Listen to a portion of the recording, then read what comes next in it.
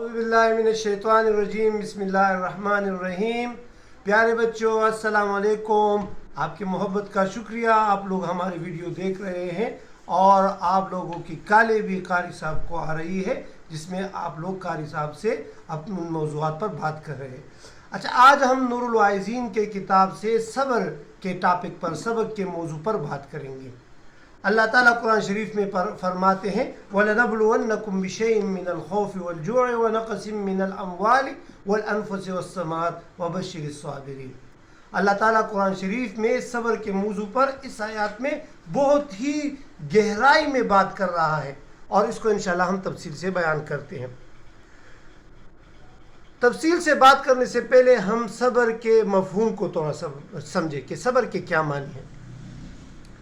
सब्र का मतलब ये है कि फॉर एग्ज़ाम्पल अल्लाह ताला जो है वो इस मखलूक की मिसाल एक ख़ानदान की देते हैं कि ये मखलूक जो है इसकी मिसाल ख़ानदान है, यानी जितनी भी इंसानियत है, और इसमें से बेहतर वो है जो दूसरे के साथ उसने सलूक करे।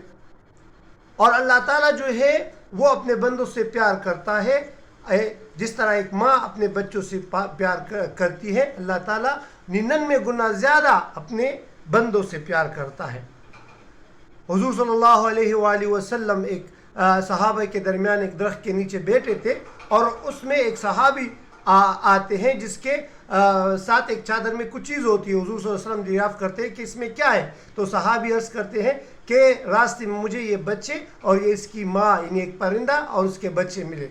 हुजूर सल्लल्लाहु अलैहि वसल्लम जैसे उससे चादर हटाता है तो वो बच्चे वो परिंदा अपने बच्चों के ऊपर पर इस तरह फैलाई हुई बैठी होती है। वो क्यों? क्योंकि वो इसकी हिफाजत कर रही होती है।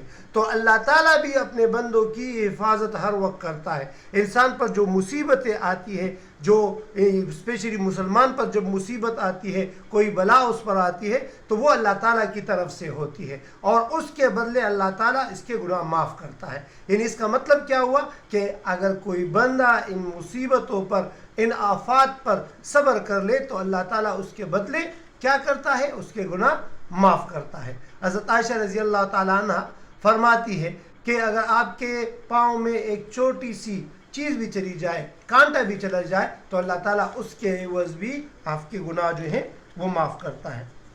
एक वाक़या आता है कि मुसलमानों पर ये मुसीबतें क्यों आती है। कुछ लोग कहते हैं कि मुसलमानों पर मुसीबतें क्यों आती है, वो इसलिए आती है कि इसके बारे में एक मशहूर वाक़या वो अल्लामा जलालुद्दीन सयूती रहमतुल्लाह अलैह फरमाते हैं कि एक गाँव में दो बंदे थे, एक यहूदी था और एक मुसलमान। दोनों मर की हालत में वफ़ात के नज़दीक है। एक ने ख्वाहिश की कि मरने से पहले मैं मछली खा लूँ। कौन कहता है? यहूदी कहता है। जबकि मुसलमान कहता है कि मेरी ये ख्वाहिश है कि मैं जैतून का तेल वो खा लूँ। अल्लाह ताला दोनों की आवाज़ सुनता है और फरिश्ते भिजवाते हैं कि एक फरिश्ते को कहता है कि जाओ यहूदी की तरफ जाओ और उसके लिए मछली का इंतज़ाम कर लो, और दूसरे फरिश्तों को कहता है कि जाओ उस मुसलमान के घर, उसके घर में अलमारी में जैतून पड़ा है, उसको मुंडेल दो, ज़ाया कर लो। दोनों फरिश्ते आते हैं और एक फरिश्ता यहूदी को मछली देता है और दूसरा फरिश्ता मुसलमान का तेल ज़ाया करता है। वापसी पर दोनों फरिश्ते आपस में गुफ्तगू करते हैं कि क्यों अल्लाह ताला ने इस तरह किया। एक तरफ यहूदी था जो मुनकिर है, काफिर है, अल्लाह ताला जो है उसकी ख्वाहिश पूरी कर रहा है, और मुसलमान की एक ख्वाहिश जो है वो पूरी नहीं कर रहा है। इसकी वजह क्या है? तो वो अल्लाह ताला से दरियाफ़्त करते हैं। अल्लाह ताला फरमाता है कि जो यहूदी, जो काफिर है, वो उसके जितने भी नेक काम हैं तो उसका बदला अल्लाह ताला उसको इसी दुनिया में दे देता है। तो अल्लाह ताला फरमाते हैं कि उस यहूदी की एक नेकी बच गई थी, तो उस नेकी का बदला मैं उसको दुनिया में पूरा करने जा रहा था। और जो मुसलमान था, मैं अल्लाह ताला ये कहता है कि मैं कोशिश करता हूँ कि मुसलमान पर मुसीबत लाऊं और उसके गुनाह ज़ाया कर लूँ। तो उस मुसलमान की एक गुनाह रहती थी, उस गुनाह को ज़ाया करने के लिए मैंने इसके तेल को ज़ाया किया। तो जो भी मुसीबत, जो भी आफत आती है अल्लाह ताला की तरफ से, उसमें खैर होता है, उसमें भलाई होती है, उसमें अल्लाह ताला मुसलमान से क्या करता है? अल्लाह ताला मुसलमान से गुनाह को साफ करता है। دوسرے حدیث میں حضرت ابن عباس رضی اللہ تعالیٰ عنہ فرماتے ہیں کہ کچھ لوگ وہ جنت کی طرف پہلے بلائے جائیں گے، اور وہ لوگ کون ہوں گے؟ وہ لوگ ہوں گے جو ہر وقت اللہ تعالیٰ کی تعریف کرتے ہیں، خوشی میں بھی غم میں بھی، اور صبر کا مظاہرہ کرتے ہیں، تو اللہ تعالیٰ ان کے لیے جنت کا انتظام کرتے ہیں۔ اور یہی قرآن کی آیات جو ہم نے آپ کو سنائی، وَلَنَبْلُوَنَّكُمْ بِشَيْءٍ مِّنَ الْخَوْفِ وَالْجُوعِ وَنَقْصٍ مِّنَ الْأَمْوَالِ وَالْأَنفُسِ وَالثَّمَرَاتِ وَبَشِّرِ الصَّابِرِينَ۔ اس آیات میں اللہ تعالیٰ، یعنی اس آیات کا مفہوم جو ہے، اللہ تعالیٰ آپ کو کچھ یعنی مسلمانوں کو خطاب کر کے فرماتا ہے کہ آپ لوگ خوف زدہ نہ ہو۔ آپ پر کیا آئے گا؟ آپ پر جو ہے وہ ڈر آئے گا، خوف بھی ہوگا، آپ لوگ پر نقصان آئے گا، کس کا مال کی کمی آپ پر آئے گی، آپ لوگوں پر کیا ہوگا؟ آپ لوگوں پر جانوں کی کمی آئے گی، آپ لوگوں پر کیا ہوگا؟ آپ لوگوں کے یعنی ان کے مطلب کیا ہے؟ یعنی ڈر کا مطلب یہ ہے، ایک مختلف علماء یہ کہتے ہیں کہ یہاں پر ڈر سے مراد اللہ تعالیٰ کا ڈر ہے، اللہ تعالیٰ کا خوف ہے، اس پر خوف آنا، اللہ تعالیٰ کی طرف سے اس پر خوف آئے گا۔ اور بھوک سے اس آیات میں مراد یہ ہے کہ آپ لوگ پر بھوک آئے گا، کس صورت میں؟ وہ رمضان کی روزے کی صورت میں آپ پر بھوک آئے گا۔ اور مال کی کمی سے مراد اس آیات میں، مال کی کمی سے مراد زکوٰۃ ہے کہ آپ لوگ زکوٰۃ دو گے۔ یہ میں سارا مفہوم اس آیات کا بتا رہا ہوں آپ لوگوں کو۔ اور بدن میں کمی اور جسم میں کمی سے مراد یہ ہے کہ آپ پر بیماری آئے گی، اور اسی طرح یعنی جو پلوں کا ذکر ہوا ہے اس سے مراد یہ ہے کہ اولاد وغیرہ میں کمی آئے گی۔ تو ان تمام حالتوں میں اگر انسان صبر کر لے تو اللہ تعالیٰ پھر اس کو کیا کہتا ہے؟ اللہ تعالیٰ اس پر خوشخبری اس کو سناتا ہے، اور ان کے لیے جنت میں اعلیٰ مقام ہوں گے، اونچے اونچے درجات ہوں گے۔ صبر کی مثال صحابہ کرام کی زندگی سے ہمیں ملتی ہے۔ حضور صلی اللہ علیہ وسلم کے دور میں صحابہ کرام نے جو صبر کا مظاہرہ کیا ہے اس کی مثال نہیں ملتی، نہ صرف مردوں نے بلکہ عورتوں نے بھی۔ مشہور واقعہ ہے حضرت حمزہ رضی اللہ تعالیٰ عنہ کا، جب غزوہ خندق میں حضرت حمزہ رضی اللہ تعالیٰ عنہ، غزوہ احد میں حضرت حمزہ رضی اللہ تعالیٰ عنہ شہید ہوئے، تو کافروں نے، اور خصوصاً ہندہ جو ابو سفیان کی بیوی تھی، ان کافروں نے حضرت حمزہ رضی اللہ تعالیٰ عنہ کے ساتھ جو ظلم کیا وہ آج تک بھی جو ہے تاریخ میں رقم ہے کہ ان لوگوں نے کیا کیا۔ حضرت حمزہ رضی اللہ تعالیٰ عنہ کان مبارک، ناک مبارک، آنکھیں مبارک اور جسم کے دوسرے اعضاء وہ کاٹ لیے، یہاں تک کہ اس کے ہونٹ مبارک بھی کاٹ لیے تھے۔ اور یہی عمل اس کے ساتھ دوسرے صحابی سہیل رضی اللہ تعالیٰ عنہ جو انصاری تھے، یہی عمل اس کے ساتھ بھی کیا تھا۔ حضور صلی اللہ علیہ وآلہ وسلم اس جنگ کے اختتام پر جب شہداء پر چادر وغیرہ ڈال رہے تھے تو حضور صلی اللہ علیہ وآلہ وسلم کی نظر مبارک حضرت حمزہ رضی اللہ تعالیٰ عنہ پر پڑی، کافی غمزدہ ہوئے، لیکن حضور صلی اللہ علیہ وآلہ وسلم نے صبر کا مظاہرہ کیا اور صحابہ کو کہا کہ ان پر کفن ان پر چادر ڈال دیجیے۔ اس زمانے میں کیا تھا کہ لوگ جنگ کے لیے گئے تھے، ساز و سامان بھی اس کے ساتھ نہیں تھا۔ اسی دوران ایک عورت آئی، اور وہ عورت صفیہ رضی اللہ تعالیٰ عنہا تھی، جو اپنے ساتھ ایک چادر کفن کے 2 ٹکڑے لائی تھی۔ پہلے تو حضور صلی اللہ علیہ وآلہ وسلم کے دل میں یہ خیال آیا کہ اس کو منع کر لے، ایسا نہ ہو کہ یہ غمزدہ ہو جائے اس کو دیکھ کر۔ تو اس نے حضور صلی اللہ علیہ وآلہ وسلم نے کیا کیا؟ حضرت زبیر رضی اللہ تعالیٰ عنہ جو اس کا بیٹا تھا، اس کو کہا کہ اپنی ماں کو کہو کہ وہ ادھر نہ آئے۔ حضور صلی اللہ علیہ وآلہ وسلم کا پیغام جب صفیہ بی بی کو پہنچا تو اس نے کہا کہ مجھے پتہ ہے کہ میرے بھائی سے کان بھی کاٹ لیے گئے، ناک بھی کاٹ، لیکن اللہ تعالیٰ ہمیں صبر دے، ہم اللہ سے راضی ہیں، اللہ اس کے بدلے ہمیں دے۔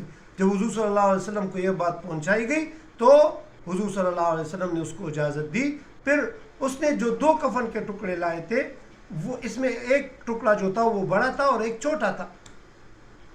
دیکھ وہ عورت ذات تھی، لیکن اس نے کیا کیا؟ صبر کیا۔ اس نے ہماری عورتوں کی طرح نہیں کیا کہ چیخے اور چلائے اور اپنے آپ پر جو ہے وہ مارے اس طرح نہیں کیا، بلکہ اس نے آرام سے انا للہ و انا الیہ راجعون کا. اچھا، جو 2 ٹکڑے لائے تھے ان 2 ٹکڑوں میں ایک ٹکڑا بڑا تھا اور ایک ٹکڑا چھوٹا تھا. تو صحابہ کرام نے انصاف سے کام لیا، کیونکہ ادھر 2 صحابی تھے، ایک حضرت سہیل رضی اللہ تعالیٰ عنہ بھی تھے، حضرت حمزہ رضی اللہ تعالیٰ عنہ بھی تھے. تو ان لوگوں نے اس پر کیا کیا، اس پر یعنی جو ہم کہتے ہیں کہ قرآن اندازی نکالی، اور قرے میں حضرت حمزہ رضی اللہ تعالیٰ عنہ کا چادر جو ہے وہ چھوٹا نکلا. جب وہ حضرت حمزہ رضی اللہ عنہ پر چادر پھیلاتے، جب پاؤں اس کے ڈانپتے تو سر خالی ہوتا، اور جب سر ڈانپتے تو پاؤں خالی ہوتا. تو حضور صلی اللہ علیہ وسلم نے فرمایا کہ اس کا سر مبارک ڈانپ لیجئے اور پاؤں پر پتے وغیرہ ڈال دیجئے. اچھا، صبر کی یہ مثالیں آپ کو بہت کم ملے گی، لیکن صبر کی 4 اقسام ہیں، یہ یاد رکھ لیں. ایک صبر کیا ہے کہ آپ اللہ تعالیٰ کی عبادت پر صبر کر لیں. دوسرا، جو چیزیں اللہ تعالیٰ نے حرام قرار دیے ہیں اس پر صبر کر لیں. تیسرا، جو تکلیفیں آپ کو پہنچتی ہے اس پر صبر کر لیں. اور چوتھی، جو بہت ہی ضروری ہے کہ میت کے وقت اس کے غم میں صبر کرنا. اچھا، اللہ تعالیٰ پر جو پہلی قسم ہے کہ اللہ تعالیٰ کے عبادتوں پر صبر، اس کے اللہ تعالیٰ 300 یعنی وہ بندہ جو اللہ تعالیٰ کی عبادت پر صبر کرتا ہے اس کو 300 درجے دیے جاتے ہیں، اور 1 درجے کا فاصلہ زمین اور آسمان تک ہے. جو دوسرا درجہ ہے حرام چیزوں سے صبر کرنا، اس کے 600 درجات ہیں، اور 1 درجے کا فاصلہ وہ 7 آسمانوں تک ہے.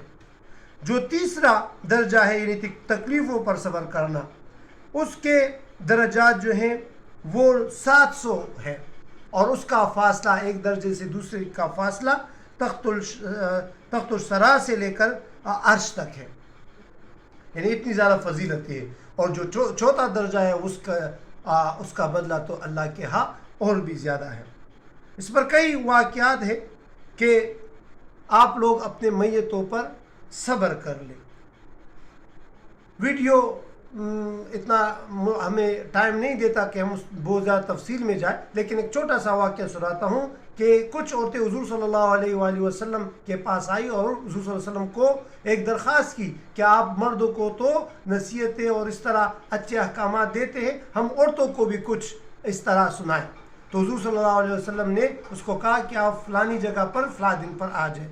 حضور صلی اللہ علیہ وآلہ وسلم نے اس کو واعظ و نصیحت کی، اور آخر میں فرمایا کہ وہ عورت جس نے اپنے 3 بچے آگے بھجوائے ہو، یعنی وہ بچپن میں فوت ہوئے ہو یا اس کی تربیت ہوئی ہو، تو اللہ تعالیٰ اس کو جنت کی خوشخبری دیتا ہے. ایک عورت کہتی ہے کہ اگر کسی کے 2 ہو تو حضور صلی اللہ علیہ وسلم فرماتے ہیں کہ اگر کسی کے 2 ہو یا 1، سب کے لیے یہ خوشخبری ہے. تو اللہ تعالیٰ صبر کرنے والوں کے ساتھ ہوتا ہے، اور صبر کرنے والوں کے ساتھ جنت میں ایک دروازہ ہے جس کا نام بیت الحمد ہے. یعنی جنتی جس طرح ذکر پر افسوس کریں گے، اس طرح اس گھڑی پر بھی افسوس کریں گے جو ان لوگوں نے صبر کے بغیر گزاری ہو. صبر پر بہت ساری باتیں ہو سکتی ہیں، لیکن ٹائم کی کمی کی وجہ سے ہم ساری باتیں یہاں پر نہیں کر سکتے. لیکن اللہ تعالیٰ قرآن شریف میں بار بار یہ الفاظ دہراتے ہیں، واللہ مع الصابرین، ان اللہ مع الصابرین. یہ الفاظ بار اور کئی جگہوں پر آئے ہیں.